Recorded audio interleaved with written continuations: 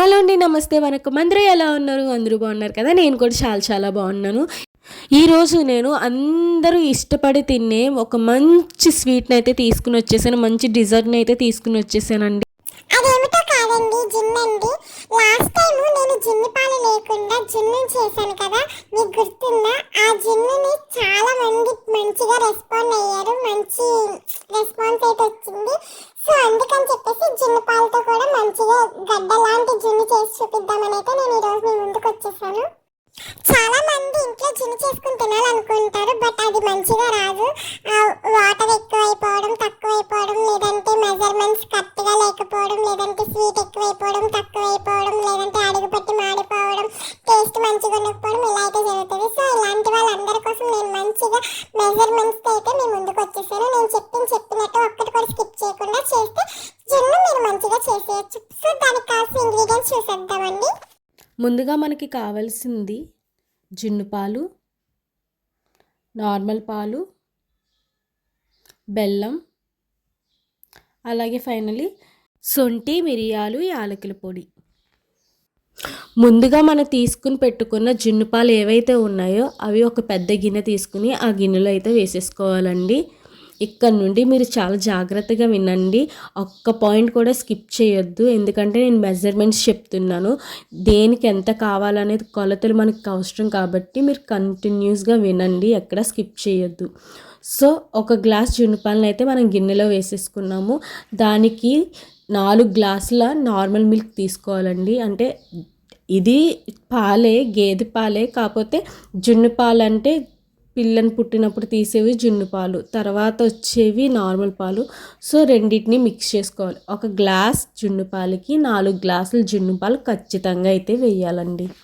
ఇక్కడ ఇది కూడా గుర్తుపట్టుకోండి, మీరు ఫస్ట్ రోజు తీసిన జున్ను పాలకి అయితే 4 గ్లాసులు పడుతుంది, సెకండ్ రోజు తీసిన జున్ను పాలకి అయితే 3 గ్లాసులు పడుతుంది, అదే థర్డ్ డే తీసిన జున్ను పాలకి అయితే 2 గ్లాసులు అయితే పడతాయండి పాలు. ఇది గుర్తుపెట్టుకోండి, ఎందుకంటే ఫస్ట్ డే తీసింది కొంచెం చిక్కగా ఉంటుంది, సెకండ్ డే కొంచెం పలుచబడుతుంది, థర్డ్ డే ఇంకా బాగా పలుచబడిపోద్ది.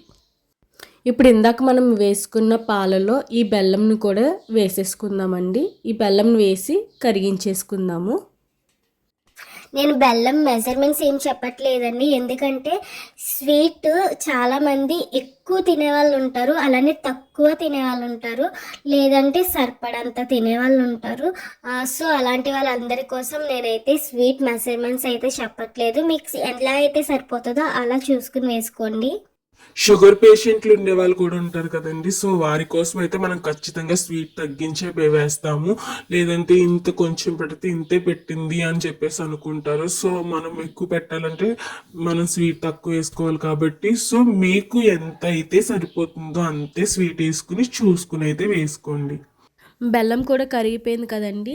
మనము ఈ పాలల్లో బెల్లం కలిపేటప్పుడే టేస్ట్ చూసుకోవాలండి. మనకి స్వీట్ ఎంత కావాలి, ఎక్కువ కావాలా, తక్కువ కావాలా, సరిపోయిందా, ఈ పాలు కలిపే టైంలోనే మనం చూసుకుంటే సరిపోతుందండి.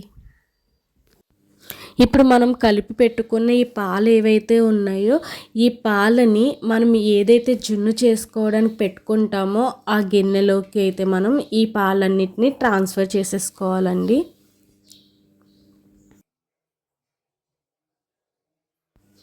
ఇప్పుడు ఈ పాలని ఫిల్టర్ చేసుకుందాము.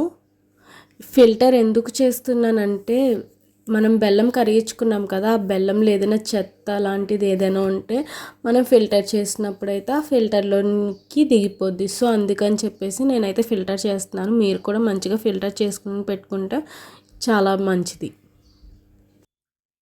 ఇప్పుడు మనం ఈ ఫిల్టర్ చేసిన పాలలోకి ఇందాక మనం ఏదైతే పౌడర్ చేసుకుని పెట్టుకున్నామో శొంఠి అండ్ మిరియాలు అండ్ యాలకుల పౌడర్ ఏదైతే పెట్టుకున్నామో దాన్ని ఇందులో వేసుకుని అయితే మిక్స్ చేసేసుకోవాలండి.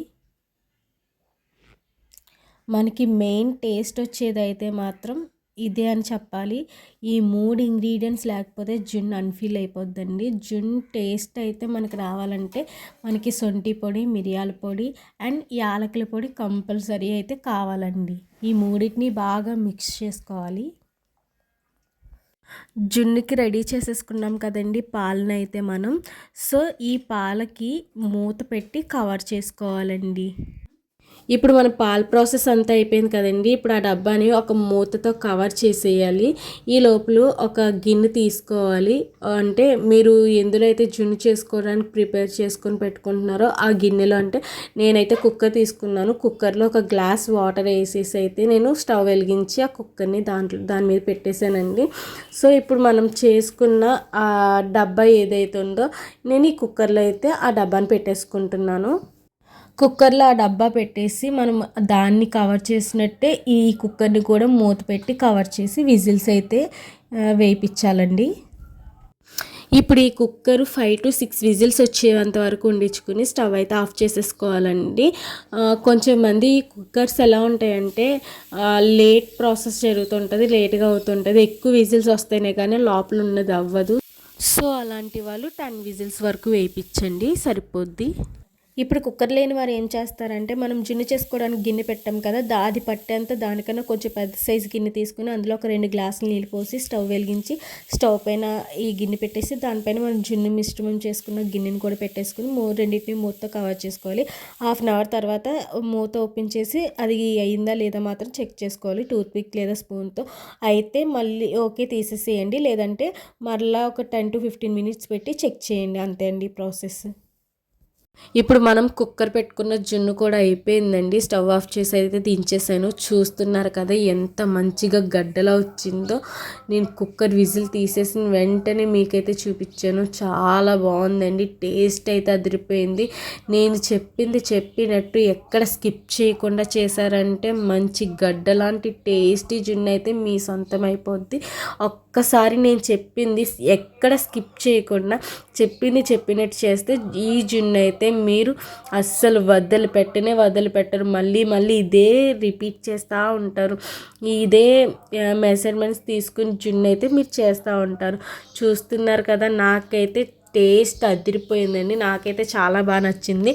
మీరు కూడా మీ ఇంట్లో చేసుకుని మీ ఒపీనియన్ కామెంట్ సెక్షన్లో అయితే చెప్పండి. అలానే మీరు కూడా మీ ఇంట్లో ఒకసారి ట్రై చేసి ఎలా వచ్చిందో కూడా నాకు కామెంట్ సెక్షన్లో చెప్పండి. అలాగే మన ఛానల్ని ఫస్ట్ టైం చూసినట్లయితే సబ్స్క్రైబ్ చేయండి. సబ్స్క్రైబ్ చేసిన వెంటనే పక్కన గంట సింబల్ వస్తుంది. గంట సింబల్లోకి ఆల్ అయితే సెలెక్ట్ చేసుకోండి. నేను అప్లోడ్ చేసిన ప్రతి వీడియో మీకు నోటిఫికేషన్ ద్వారా వస్తుంది. Like, share and subscribe. Thanks for watching everyone. Bye bye. Tata, see you.